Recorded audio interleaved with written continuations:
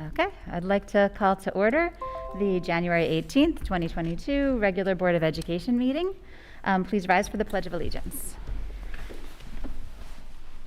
I pledge allegiance to the flag of the United States of America and to the republic for which it stands, one nation, under God, indivisible, with liberty and justice for all.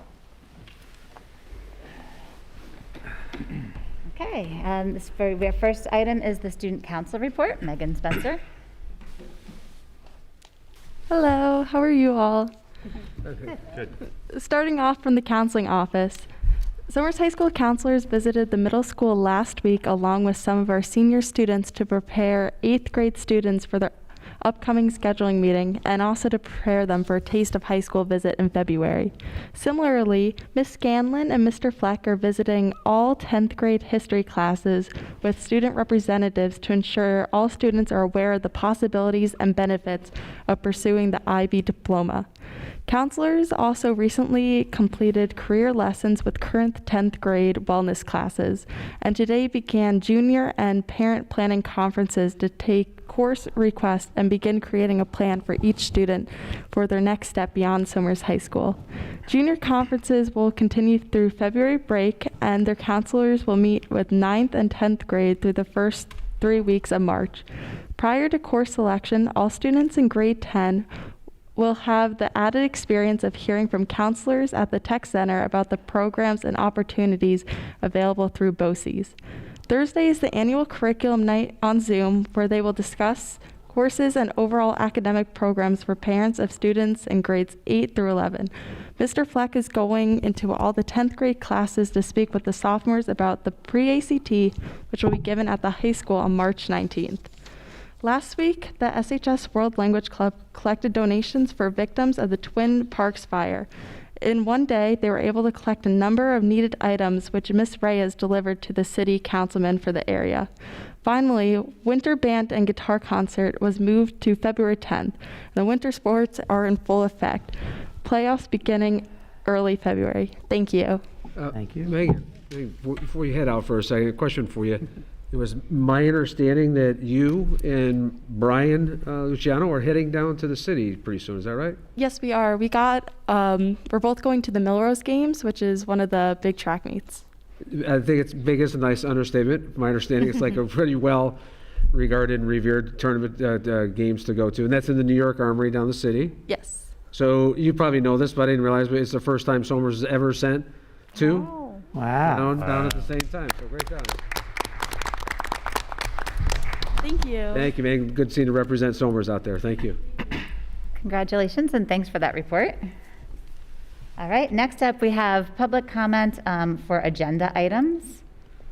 And as per our policy, so on the agenda tonight, we have an update on the proposed budget. We have a couple of policies for first and second reading, a couple of policies for adoption. So if there are any public comments on those items. Okay. Seeing none, we'll move on to the central office report. So we're going to go ahead and this will kind of be starting up the more detailed conversation on the 22-23 budget. So for tonight, we'll be specifically speaking to the kind of non-instructional area. And then next time we'll be still in the instructional area. Go ahead and hand this over to Chris and might bounce back and forth a little bit, but questions all along the way, and we'll go ahead. Thank you, Chris. Sure. So just to start with a review of what we're going to cover tonight, going to go over just a budget development slide that we typically show on the whole process of the budget development, talk about some revenues, then get into the non-instructional part of the budget, and then there's some other items with the lease purchase, debt service, and just a budget history slide of where we've been the last 5 years. And then also get into a little more detail about the capital funding methods that we have, and then the future infrastructure needs that we are currently looking at as well. So just from the budget development standpoint, we're continuing down these steps here. There's still some budget variables with our tax levy cap number, state aid. We still don't have the initial state aid runs yet. They'll be coming sometime within the next maybe 10 days or so. They're typically out before the end of January. And we should have that available for the next presentation in February. Again, all leading to a budget vote on May 17th, budget and trustee vote. So again, just to recap the annual budget here, it is a balancing act. The revenues must match the expenses. Here we just list out some of the larger revenues and then some of the larger expenses that the district currently has. This revenue slide, so as far as dollar amounts associated with the various revenues that we have, we'll have more of that probably in the February meeting. When we have maybe our tax levy cap number set, which currently it's projected to be, the maximum levy is projected to be somewhere around 4%. Again, that is the maximum that we could increase the tax levy by, but that does not mean that that's what we will increase the tax levy by. There are certain exclusions that apply to the tax levy number, and we'll get into that again more at the February meeting when we have that number kind of more ironed out as we get a little further along in the process. And then the other big portion for Somers here is the state aid. So one thing for this upcoming budget is our foundation aid. We should be seeing an increase in that just as we did for this current year. However, we are going to be seeing a decrease in our building aid for next year, partly because one of the projects back in 2008, we get aided over a 15-year period, so that aid for that project is coming offline, but we refunded that bond, so we still have some debt payments for the next few years. So because the aid's coming off, that increases our exclusions, and that'll decrease our building aid, which kind of offsets some of our foundation aid increase that we will be seeing for next year. Can I just ask a Sure. clarifying question on that? So with the building aid, so with the bond going longer, but when it was rebonded, it was at a lower interest rate. So Yeah, so basically that made up the difference. Yep, that was the reason why they looked to refinance that bond, because the interest rates were much lower at that time. So it did extend the amount of years that we'll be paying on it, but it was worth it because we were paying a much lower annual payment. Okay. Because of the rates were much lower than what they initially borrowed back in 2008 timeframe. Okay, got it. Thanks. These are just some of the areas that we'll be looking at tonight for the non-instructional budget: auditing, legal, insurances. Then we'll touch upon buildings and grounds, transportation, and then where a large part of the non-instructional budget is in benefits. So with auditing, legal, and insurances, so this slide just shows you what the expense was last year, what we budgeted for this year, and then what we are proposing for next year. Overall, from budget to budget from last year to what we're proposing for next year, not a very significant increase, just kind of your standard 2 to 3% depending on what it is. Insurances, we're still waiting for those final numbers. But as far as auditing and legal, we kind of have those numbers set because we put out a bid for our auditing services, so we have those numbers, and then legal as well.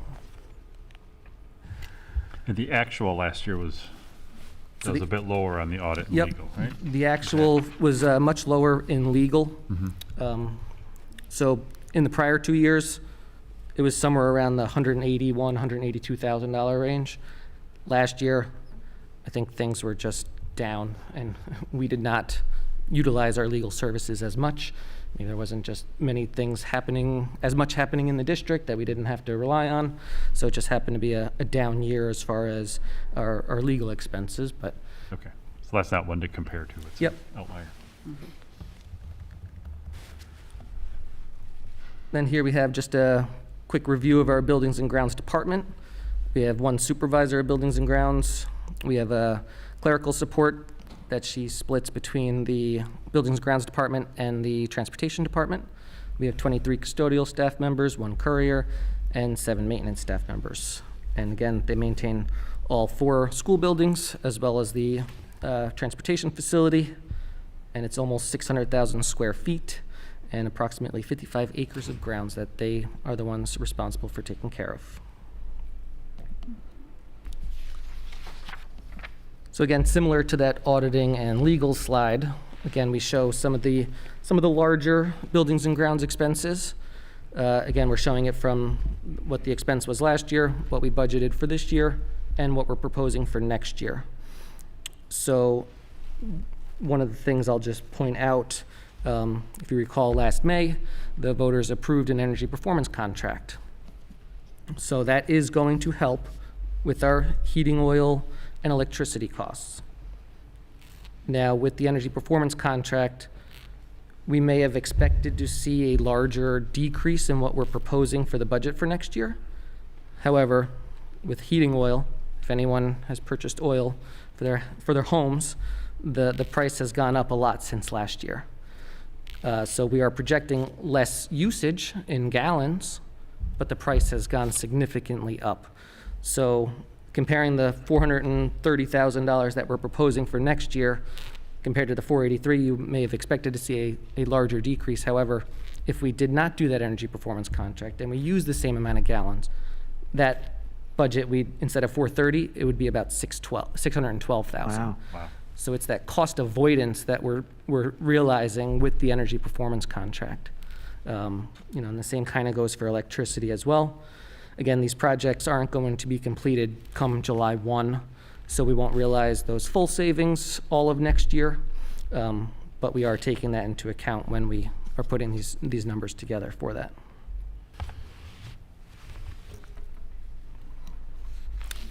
Just moving on to transportation. In transportation office, again, we contract out for our transportation, so the drivers are part of Royal Coach, but the 21 bus monitors are Somers employees.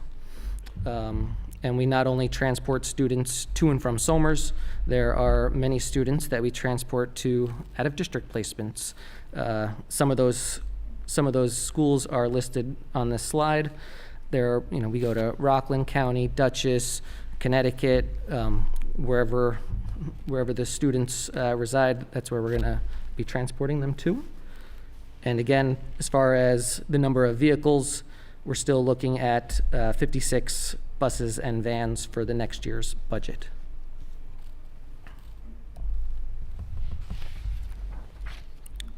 So now we get into the largest benefits that the district has, one being the New York State Teachers Retirement System. And again, that's all of our certificated staff, our teachers, our teaching assistants, and administrators. The current rate of 9.8% has been announced to a range of 10 to 10.5% for next year. Again, that number should be finalized fairly shortly, so we will have that for the next budget presentation as well. Then we have the New York State Employees Retirement System, which is for everybody else, and that rate is projected to decrease. It's a significant decrease from that 16.2% down to 11.6%.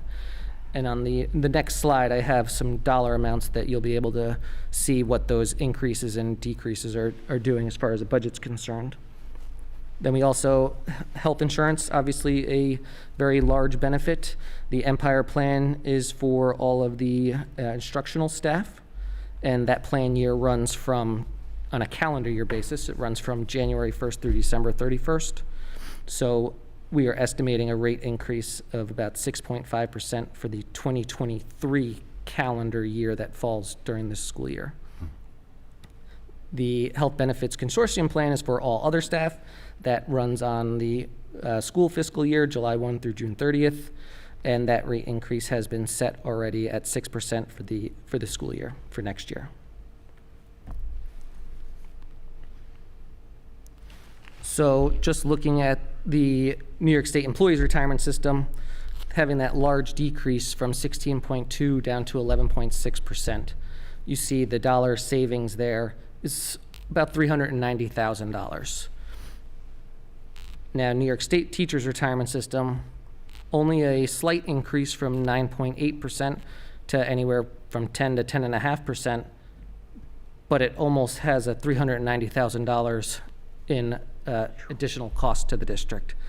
It's a smaller percentage, but there's a larger number of staff that are in that retirement system, and the salaries tend to be higher than the employees in the New York State Employees Retirement System. Then the other big increase on this slide is the health insurance that we talked about at the previous slide, with the 6.5% projected increase for 2023 and the 6% increase for the Health Benefits Consortium Plan.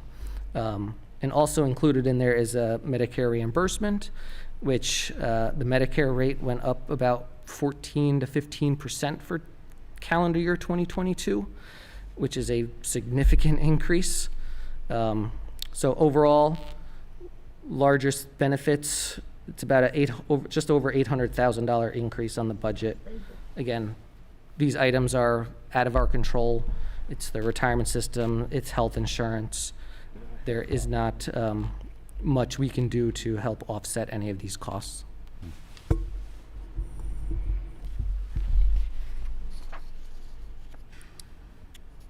All right, so on this slide, so with our lease purchase, so what we do here in Somers, we purchase typically instructional devices for students, for staff, and we then pay it off over a 3-year period.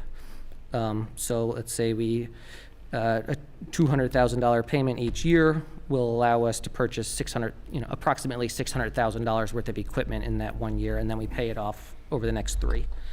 So for the 22-23 school year, in addition to some of the instructional devices, our new technology contractor that has come in has identified some areas that we need some upgrading in our infrastructure. So we're looking at some servers, these network operations centers, main distribution frames.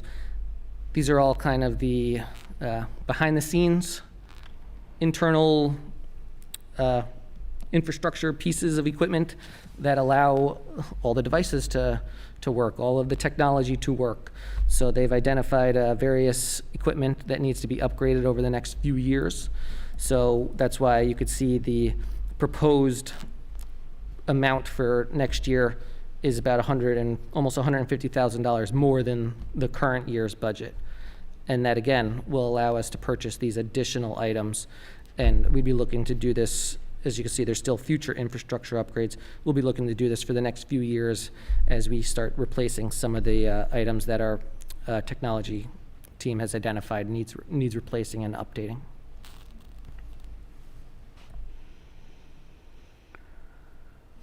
Then the last slide here is on debt service.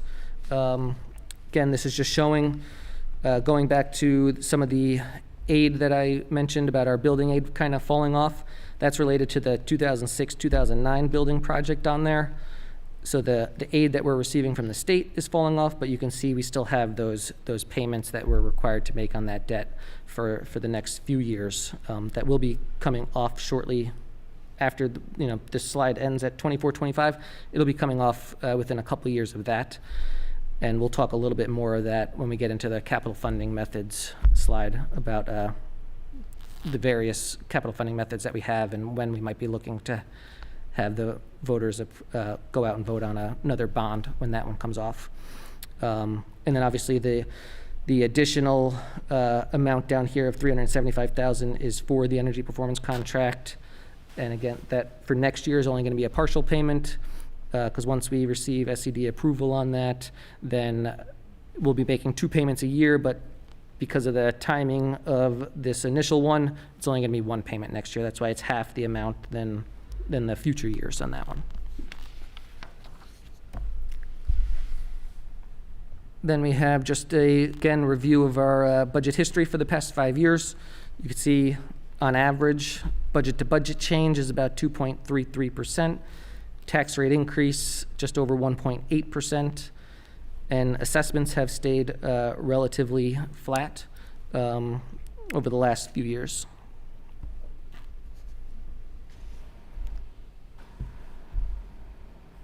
So now moving on just to the capital funding methods that we talked about last time, and we're going to repeat it this time. So there's 3 little buckets here that we have. The one on the bottom left is the capital repair reserve. That again is for your smaller kind of projects, not big capital projects, but they're big enough where the general fund can't really absorb those projects. So it's basically a savings account that the board can establish to help then in the future years, have those classroom updates, those window replacements, carpet and tile replacements. Again, it's just projects that are larger than what the general fund can handle and not to the scale of a big capital project. Then this May, the voters are going to be asked to vote on a capital reserve in the amount of $10 million. These are bigger capital projects. Here we're looking at athletic facilities, bigger classroom renovations, and then district-wide paving and concrete work that was identified in our 5-year capital plan by our architects. And then the final bucket on the right there is the potential bond with an estimated May of 2025 vote.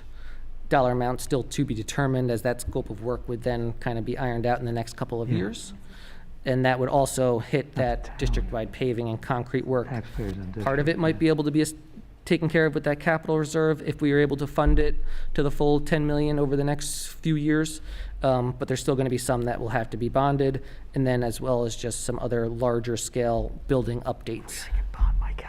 And Chris, on that one, I know that as a board, we spoke a little bit before the pandemic started with our facilities in particular. That conversation was regarding tennis. And we started warming up the three main areas were, again, tennis, as we don't have courts on the district proper.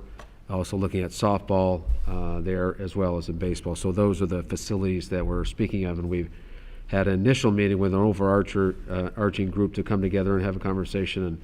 And we just had one to start with, and Nick's the board liaison on that one. And then we've just are getting ready to wrap up the sports specifics. We have a softball, baseball, tennis, and then also just with our booster club proper, meet with them, and then we'll reconvene the whole group and just kind of identify what the scope of that project will look like and give us a general sense so we can start, as we come a little bit into early spring, communicating it out very clearly to the community, what's the intent of that capital reserve. And those are three of the major areas, the athletic area, and also things like starting to upgrade, in particular, like the high school, the 67 original plant. There's some of those classrooms and some of those renovations. And that's where, you'll kind of see that also in the capital reserve, but also over in the capital reserve.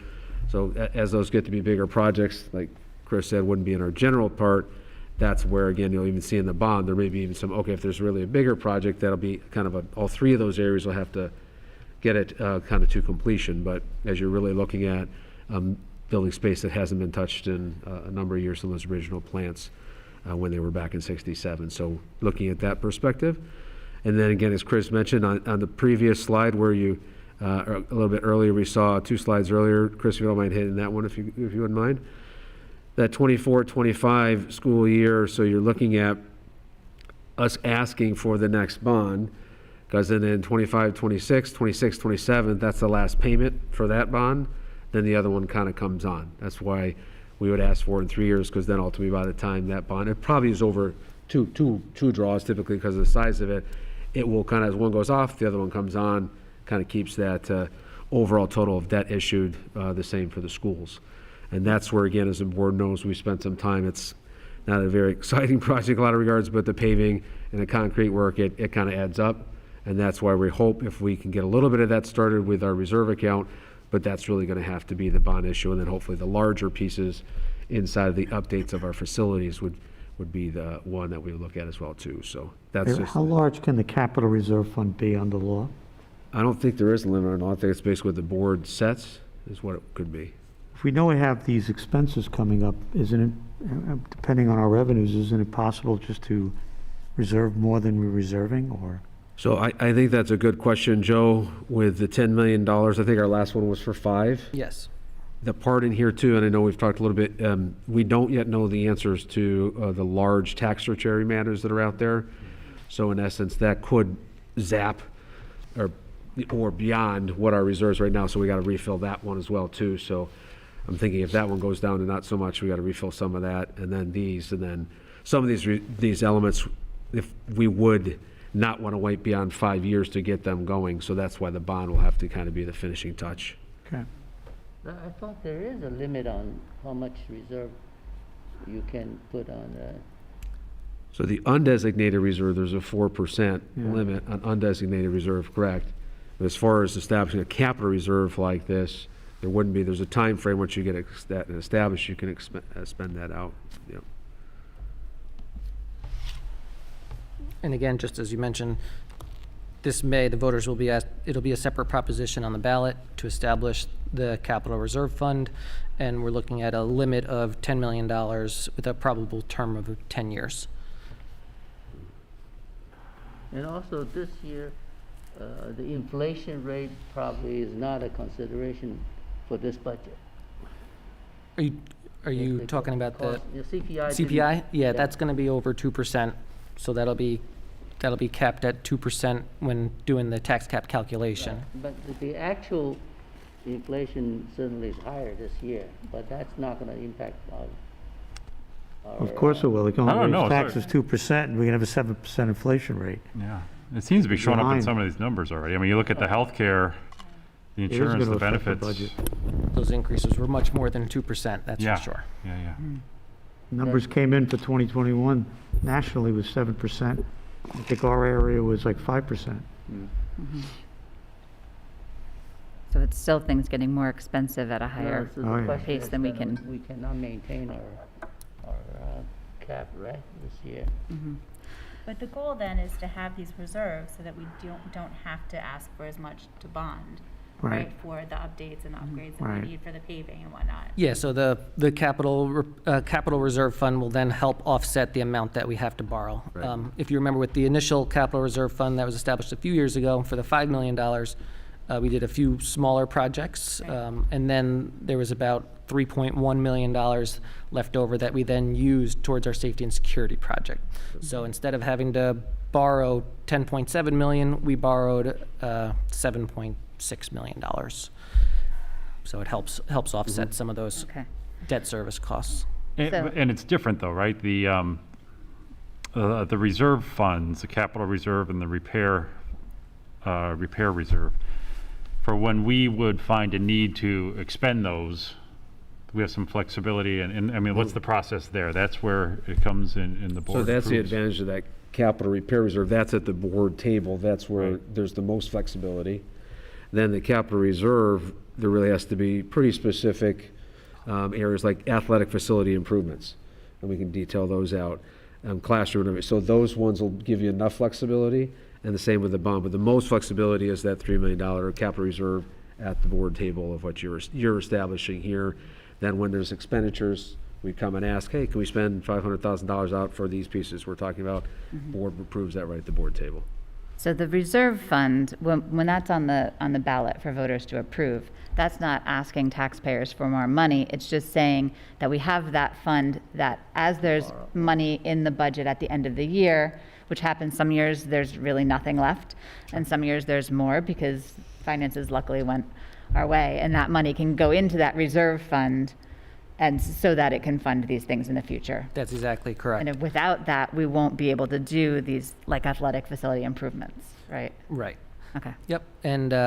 And as Dr. Blanch mentioned earlier, if those tax certiorari's come in more favorable than we're expecting, then that might be additional funds that then we can move into the newly established capital reserve Right. capital reserve fund. Okay. Great. And that's all we have for tonight. And then just final slide is just some upcoming budget dates. February 15th, it'll be more on the instructional side of things. And then the two presentations in March, a combined presentation of the instructional and non-instructional, and then a summary. And then that April 19th is where we would be looking for the board to adopt the budget. And again, all leading to that May 17th budget and trustee vote. Okay. Thank you. Thanks, Chris. Yeah. Any questions? Any other questions before we go on?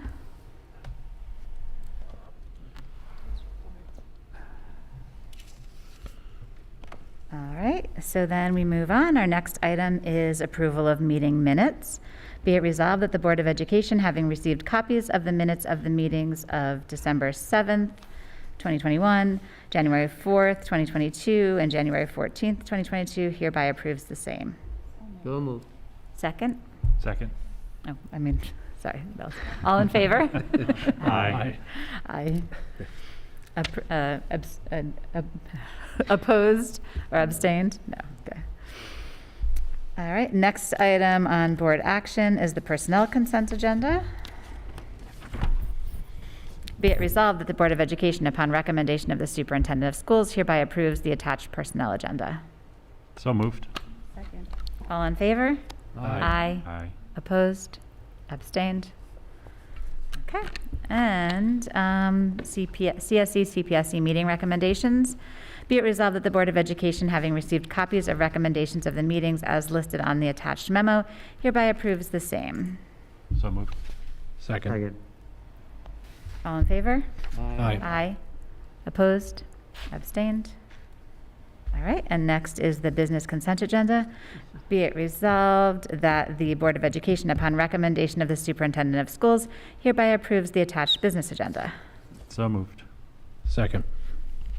Any questions before, anything on that one? Okay. I think we usually just ask about that one. All right, Yeah. no, I don't all in think- favor?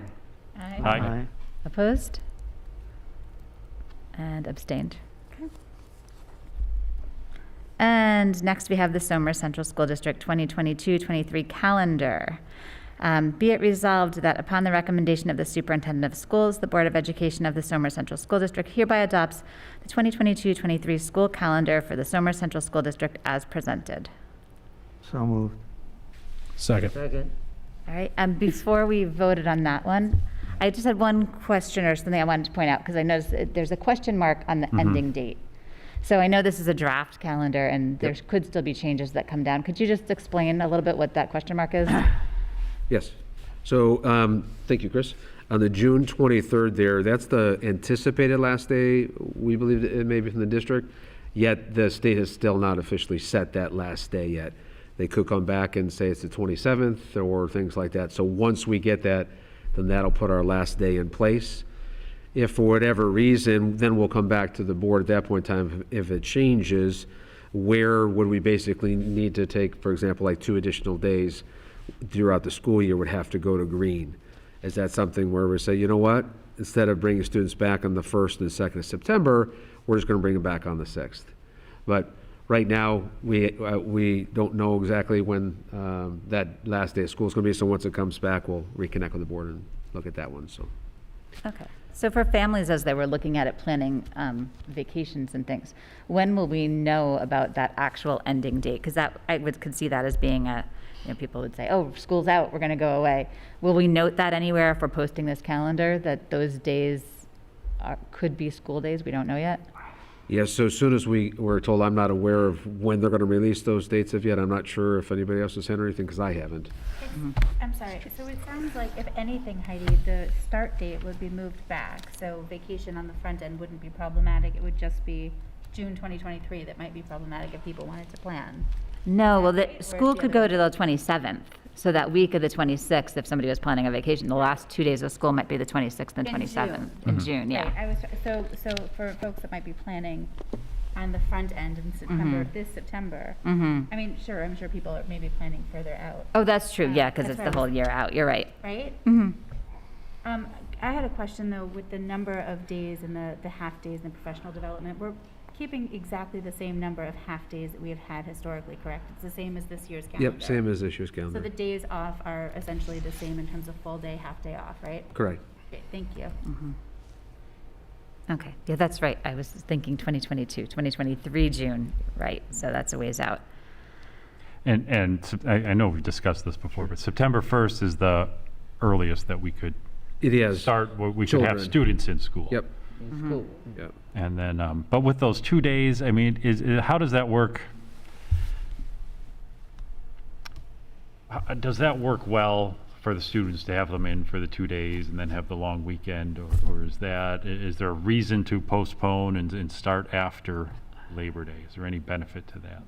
So historically, the start of those 2 days has actually been advantageous for students to just kind of accustom themselves to the school, especially some of our younger children. It's not a full, long week. So that certainly is something that has been of assistance, transitioning from S.C.S.D over here, 6th grade. It's like, okay, just trying to figure out the first 2 days. So it's actually been pretty beneficial as kind of a transitioning point and coming into the schools for sure. Okay. And again, it will connect if those 2 days do extend. If it doesn't, then we'll say this is the calendar. And there's other possibilities that it also could be placed in the calendar as well, but it would be 2 days if it's 26th and 27th. So, but I have not heard anything, so I don't know when the state will come out with that. I think it was in February, before February break last year, so we still got a few weeks underneath it. So nothing else would change except for those last 2 days would be tacked on if, right, nothing else would change? No, Right. everything else would be the same, and so let's say those 2, now all of a sudden the red goes to the 27th, so we've got 2 additional days somewhere in that calendar. That presents itself as perhaps the most easiest opportunity to do that in that regard for that Thursday and Friday. Right, okay, because if the state adds 2, we have to go by whatever date they Yes. say is the last day of school. Yep. So if that added 2 dates, we have to cut out 2 days somewhere Right. else. Okay. The other thing is, I am not aware, but hopefully it'll continue, where, this year we're able to use, if we need to, distance instruction to support schools not having to take away vacation days and things. So, we have 3 days that are kind of worked into our calendar. We have still 2 remaining days. If we go beyond the 3 traditional snow days, then we'll do an e-learning on day 4. So hopefully that'll continue next year. So again, families can plan that those days aren't going to be, monkeyed with, as long as we get the flexibility to do that. So. Okay. So should we hold off adopting this till we get the actual last day, or do we adopt it with contingencies? I think it's okay to, I'm just knowing we're going to come back for the final piece Okay. there. So Nancy, I don't have any thoughts on that one. I mean, typically. Are we adopting a draft right now, No. or are we? No, you're adopting the calendar. If there are changes, then you We will just come adopt a revised, updated calendar. Okay. And we'll, again, otherwise, if nothing changes, then we're good to go. It's just that one yet to be known final day of the year for region stuff. Okay. A question, actually. November, December, you have half days for professional learning and I guess for conferences. Any reason why you don't just combine them and give the kids a full day off and do the conference and professional learning same day? So are you looking in November, Joe? Sorry. Like the 23rd, 29th, and you have December 1st and 7th. So the half day considers itself as a contact day. If we combine those, then that's another day off. And then we'd have to go ahead and find another day to add back into the calendar later. Got it. And then some of those days, we also actually do work with our staff. So there's one of those days will be an evening conferences as well for the K-5 schools. Got it. Okay. Okay, anything else on the calendar? But just to go back to your point, Chad, if we were to move those days to be after the long weekend to start school, those days would have to be pulled probably from some of the other holiday and the regular breaks that we traditionally take, right? Right. If the last day stays the 23rd, Right. then yes, we'd have to lose Yes, something somewhere else. Yep. So it'd be pulled from a holiday that we traditionally take, right, during the regular school. So year, the these April days break. this is like a very typical calendar with the February week, the week in the spring. And then you've got the week over in December. Sometimes it's plus or minus a day, but yeah, this is a very, very typical schedule. So there's nothing really wonky about this one too much. Mm-hmm. Thank you. Okay. So then all in favor of approving this calendar and, subject to change if the state changes the last date of school? Aye. Aye. Aye. Opposed? Abstained? Okay. Next up is recertification of lead evaluators of building principals. So whereas pursuant to the requirement of Education Law 3012C and Part 32.9 of the Rules of the Board of Regents, the individuals named below have completed all the necessary training to be recertified as lead evaluators of building principals. Now therefore be it resolved that the Board of Ed of the Somer Central School District hereby recertifies the following individuals as lead evaluators of building principals, Dr. Raymond Blanch and Mr. Matthew Carr.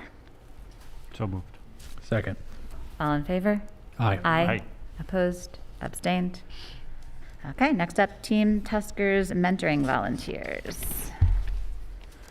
Be it resolved that upon the recommendation of the Superintendent of Schools, the Board of Education of the Somer Central School District is hereby appoint the below-listed volunteers assigned as mentors and/or committee members for the district Team Tuskers mentoring program for the 2021-22 school year. So moved. Second. All in favor? Aye. Aye. Opposed? Abstained? Did you say 21 to 22? Or 22 to 23? Oh, yes. Oh, it says Ah, 21 to typo. 22. Is it 21 to 22 school year or for this year? It is or- for this year. It as- is this as- year, okay. Yep. Great. Good eye, Ethan. Yes. All right. And next is the emergency declaration installation of 2 Somers High School boiler expansion tanks. This is a long one. I think I can just read the beginning and then go to the end of the be resolved. Whereas the current expansion tank used at Somers High School has been determined to be undersized, is unable to properly handle the load and expansion that the boilers demand, and thus causes the pressure to rise in the boilers beyond what they are capable of handling. And whereas all the different things that has led to, be it further resolved that the Board of Ed hereby determines that the cost to install the expansion tanks at Somers High School constitutes ordinary contingent expenses because such replacement was necessary to preserve the school district's property and to assure the health and safety of students and staff. There's some more details about the specifics there. Be it resolved that any and all actions heretofore taken by any school district employees and officials in furtherance of this resolution are ratified and confirmed. So moved. Second. All in favor? Aye. Aye. Oh, is this a roll Just call? a- Oh, this is a roll call. Your roll call. Quick clarification. And yeah, Is This is is some- this, These expenses were normally something would have to be pre-approved by the board, but because of the emergencies involved, the expenses were made, and now we're approving them subsequent to the Yeah, it's payment. something that we would typically have to go out to bid for, but in the essence of time, then we had the company come in and install those tanks immediately. okay, to enable to keep the buildings open and Correct. Yeah. preserve everything. Yep, okay, otherwise, Equipment, we'd lose yeah. heat. yes. okay, Can we do roll call? okay. Okay. Heidi Camporeri, Aye. Chadwick Olson, Aye. Yifei Chang, Aye. Joseph Mara, Aye. Lindsay Portnoy, Aye. Mary Rose Joseph, Aye. Nick Mancini. Aye. Great, thank you. Just a comment on this. Do we sort of have planned to do some kind of a assessment on these big equipment, sort of a lifetime, assessment, so that we avoid these kind of emergency stuff that happens? So, Board Member Cole, this is part of the 5-year capital plan that we Yeah. received last year, and a good portion of our boiler work will be addressed through the, our EPC contract, or the performance contract, so That's the yes, energy that's in part, there. yeah. Yes, yep, so that's in there. But overall, infrastructure-wise, do we have a plan in general? That is the 5-year capital plan. Besides the energy part, I mean. Yeah, it's building everything. Structure. Remember, we did it once for architecture, to come in to assess. Yep. Related to the ceilings and stuff, that's a long time ago. But maybe from time point of view, do we have a 10-year or 15-year type of cycle to do this kind of assessment? So every 5 years by state law, we have to do an assessment of our buildings and those systems. And that's inside of there that's where we're getting the feedback from. We need to replace the boilers, which now we're able to do because the EPC. We need to replace the pavement and the sidewalks, we're replacing that, and lots of other elements that are related to those things. So every 5 years then, when they come back, we'll say, look, here's the things that we've done now, and then what are the next things we have on the list, or things that weren't there before, then they come back on. You're right, it's always happening, and that's where there always has to be a portion that we're doing through kind of our capital borrowing fund to take care of those matters. In the physical plant of the school, that's what they do. Yep. Okay. So we're done with that one. So next up, we have a bunch of policies. First, we have a set of policies that are up for second reading and adoption. Before I read the recommended action, I had a question on policy 1230. That was the public participation at board meetings. Something looked off in the first paragraph. I'm not sure if it's missing, there were missing some words or duplicated words or something extra crossed out.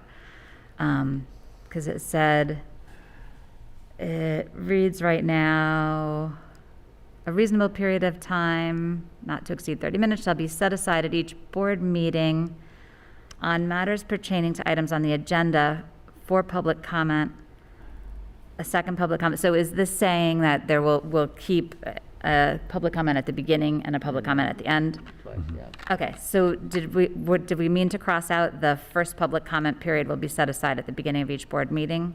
Or is that supposed to still be in? Meeting of the board for comment. It seems like that's framing Public comments. the bit where we're talking about what that is for, that the first is about items on the agenda, whereas the second is about just general Yeah. questions for Right. the board. So it seems like that initial bit where you're talking about 30 minutes.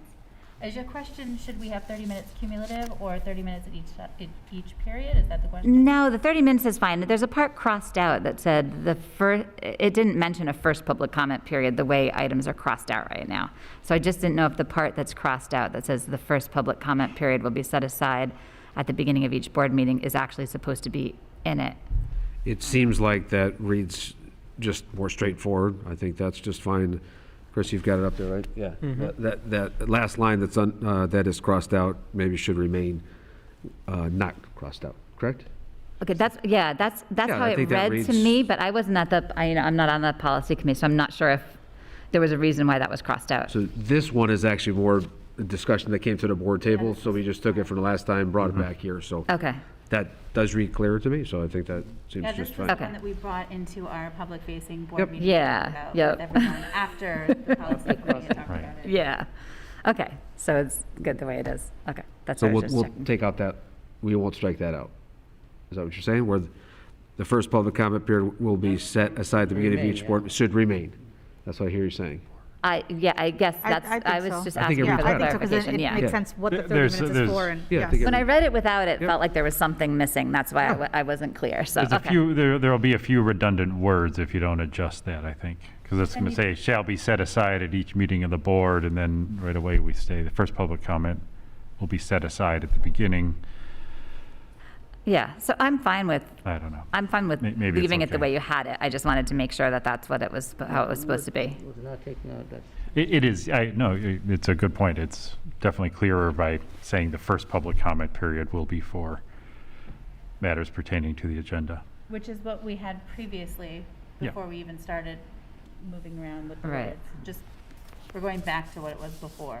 Okay, But, Well, um, right, there's some, I there's- think, additional language Or in there. but- phrase, There's shall that be set list for aside. public comment maybe should not be there then, right? Because it's redundant of something previous, and not that we need to Yes. be nitpicky, but if Uh-huh. we're gonna be nitpicky, that's Right. probably something that should, And be nitpicky.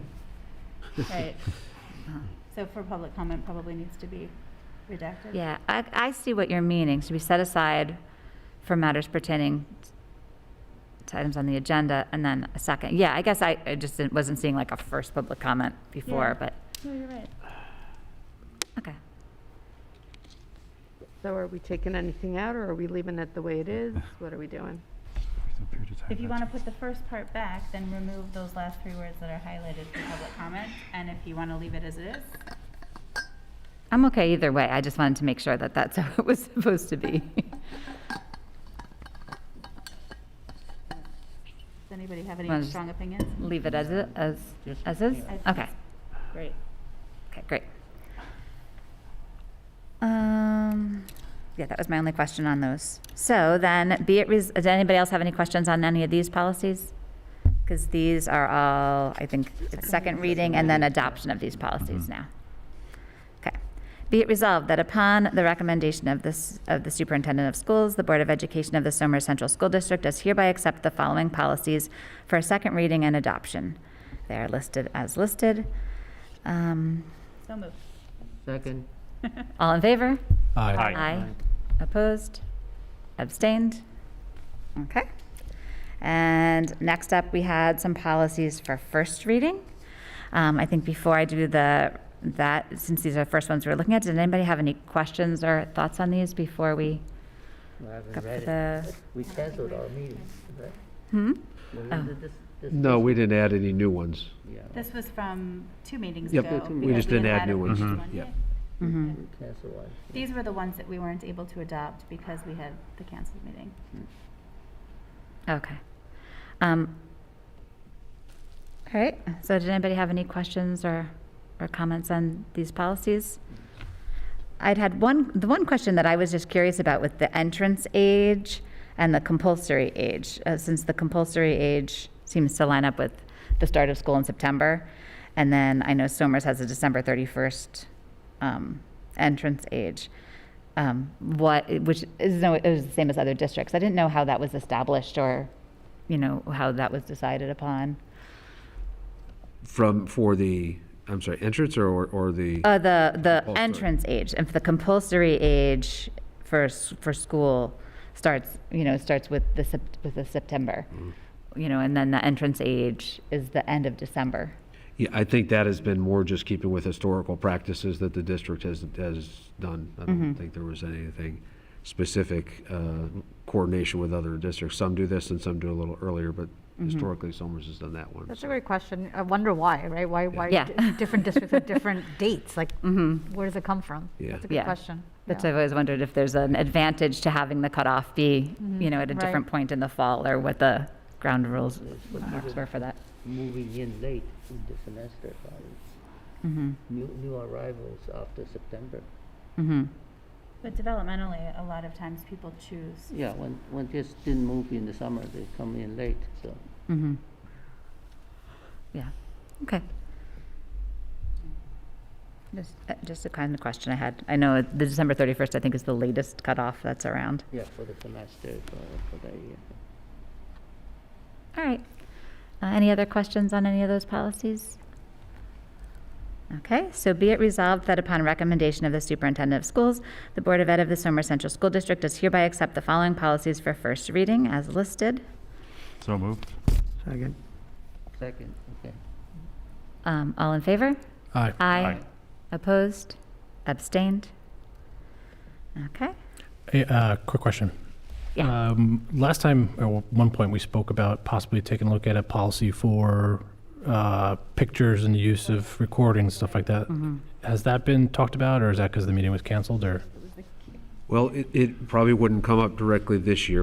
It'll be on the subcommittee's work moving forward. We would more than likely bring that inside the code of conduct is where that policy should land. From my understanding, it's best to put it into that section. So when we can bring that one back up, we'll identify where the best way that it would go in there, as well as possibly the acceptable use policy for the technology as well too. So it might be a kind of Okay. partnership. So we have to wait another year or another cycle for that, or? If you touch the code of conduct, you have to put that out for a 30-day hearing period before you can come in here in public and bring that back, and then put that back out for publication and things. So that would be the minimum we can do. So typically, we've done that on an annual basis, end of the year. So when all the documents are pushed out to the families and say, hey, look, here's the accessible use policy, here's the code of conduct, it happens at that one kind of start of the school year part. So because we do have to re-notify everybody, oh, it's been updated, and send that out there, and typically we're asking for it, hey, did you read the thing? And you kind of check off on that. Okay. So. I mean, I'll defer to you and your staff whether that's something that we should be pushing through earlier or not with, I some would say current right issues, now, or- we're definitely for next year, and I think it is definitely something we want to clarify in that 5400 on Okay. code of conduct. Do we capture this somewhere just so we don't forget about it? Yes. Yeah, all right. Are you concerned, Nick, that there's a more immediate need to have something that's missing, or? It did sound I was like, raising it up, just in light of some issues that have come up. Yeah. But if Ray and team are saying that it's not an immediate concern, I do think the policy is something that would help them, and it also help some of the other students, but more so, I think, help the administration enforce some of the rules. Yeah, Right. absolutely. And it is definitely something that we want to make sure that's included as we move forward, as we continue to see lots of, I will call them missteps with the uses of technology, social media and things, but now an opportunity for the administration to say, that's not appropriate use, let's talk about, what the response to that is. So, absolutely. so if you find that it's going to take, the process to put it into the code of conduct is going to take too long and it's something that's urgent, definitely let the board know if we could, if it would be advantageous to put it in policy in the interim as a board policy, we could always do that. So Thank you you. can keep us advised on that. Thank you. Okay, we voted on those. And then there were some policies reviewed. Be it resolved that upon recommendation of the superintendent of schools, the Board of Education, having done a review of the board policies, does hereby accept the following policies to remain as they are with no changes required at this time. And they are listed there. Are So there- moved. So move. Second. Right. Were these not the policies that we would have gone over at that meeting then? We did, These are the ones the team went over and said there was no changes. yeah, we At did. the December 7th meeting. Yep, Okay. yep, no changes. Okay. All right, any other questions on those policies? All right, all in favor?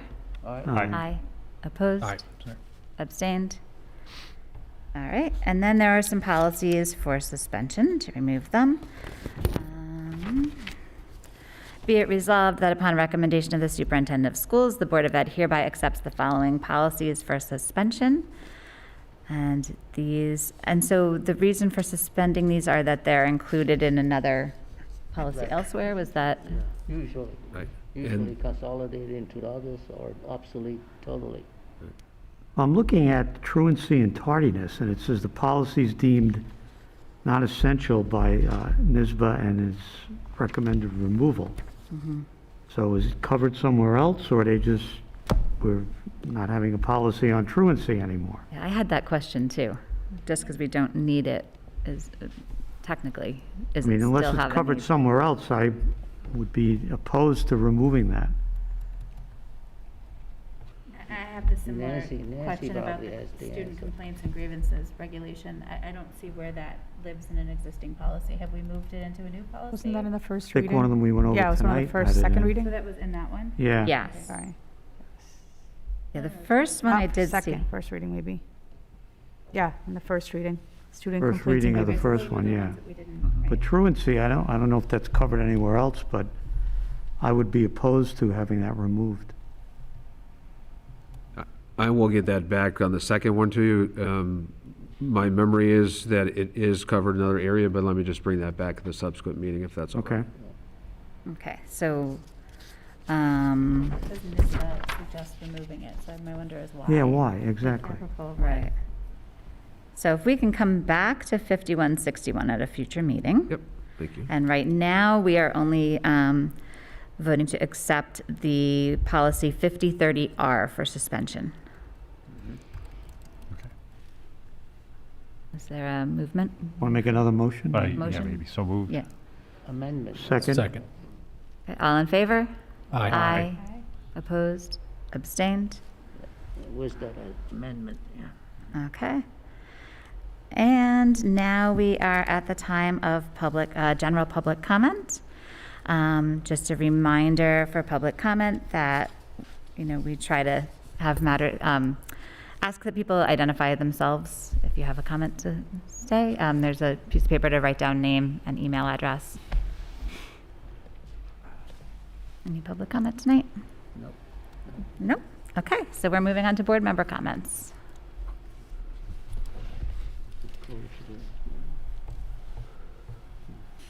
Anyone? We approved the Team Tuskers volunteers, and I just want to give a big thank you to those who step up and volunteer to help our kids. Is really a great thing, giving your time for that. And I know there's a Tusker U coming up on January 25th. I don't know if you were going to talk about that possibly, but if anyone's watching the meeting, they're really, really great things, very informative. So check that out too. Kudos also to the kids who, as Megan was telling us, stepped up and are going to classrooms and helping the high schoolers sort of see what's on deck for next year and helping the middle school kids see what's happening. We were able to be part of Mr. Bayer's high school Zoom, which was obviously not ideal for, transition, but they're doing a stellar job of helping folks be comfortable and prepared to move from building to building. So just accolades to the kids for stepping up to help and for the administrators for finding ways to help our kids find their way in this situation. Thank you.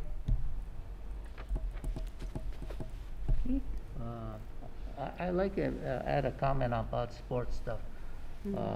Sometimes we have these home team sports like basketball or something in the building, particularly in this building. That happen to be, say, today, we have one at 5 o'clock. If things like that is known to the board members, probably board members can come in 1 hour early just to watch the ball and then attend the board meeting. Hope that can be sort of facilitated to remind us that the home team game right in the building. So if we want to watch, we can watch. That's just my comment. I think that basketball was actually Sisal. I don't think it was a district proper game, but It's not here? Oh, Somers Youth Sports. it's Somers Youth here. Sports uses Not a the school district district. facilities very heavily.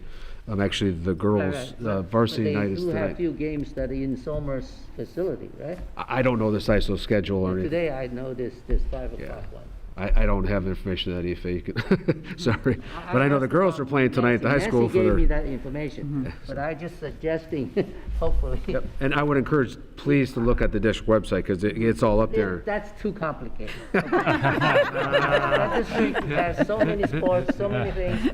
I just want the Tuesday board meeting, anything in the building has sports, then I come. If it's an hour before the meeting, Okay, he'll be right there. before. Yeah. So executive session at the basketball game.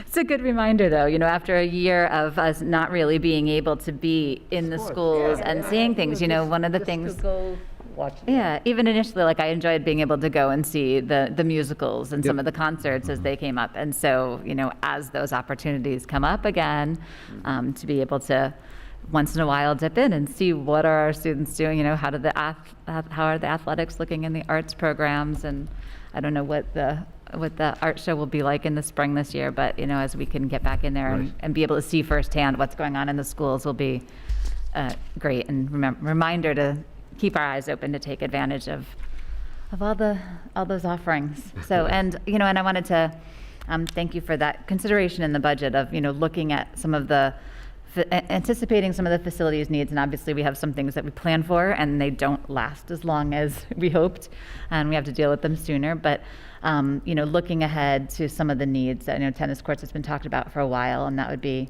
a great amenity. It does, I think there was probably a hope that they would be improved Yes. at the town level and in the town park, and if we're able to bring that at least for our students and our athletic programs, that'll be great, and improving the fields that need to make that experience more equitable for all our athletes in different sports is excellent, so thank you. Absolutely. And then I'll just take us out. Yep. Okay. So with that, again, remember, the tennis also helps us with all of our students can access a lifelong sport through physical education too. So that really does a great job of adding so much more to the experience for those sports. So the other piece I had too is just the Tusker University Family Focus, or TUF, is looking at the learner profile. As we know, we spent some time with the board in the summer, with some of our faculty in the fall, having that conversation coming from the community about talking about the learner profile of the SCS learner, and thinking about the graduate here. So they'll be working on that. Another thing is that we will be hosting WESF, the science program, later this year. So we're pretty excited about bringing that here into our schools. So we've got that coming up. Chris is helping, with helping with some facilitation. We met with kind of coordinated that a little bit earlier. We'll meet again later this week to keep March working to 26th? that. March, is it the 26th? I'm trying to think. 19th. 19th, I was thinking, yeah. March 19th. So we'll be having that, so very excited. Again, hopefully we'll be able to have at least some participation with the family members, and we'll just have to watch it and make an audible at that point in time if we can't, but hopefully at least have our kids here and that all set up, so really excited about hosting that in the district as well. And then just want to let you know, a sport we're piloting out here in the spring, a new sport, girls flag football. So we'll be piloting that here in the spring. We have, I think, like 130 children in the younger league coming up. And so I think we're about with 7 or 8 other school districts in our area that we'll play with.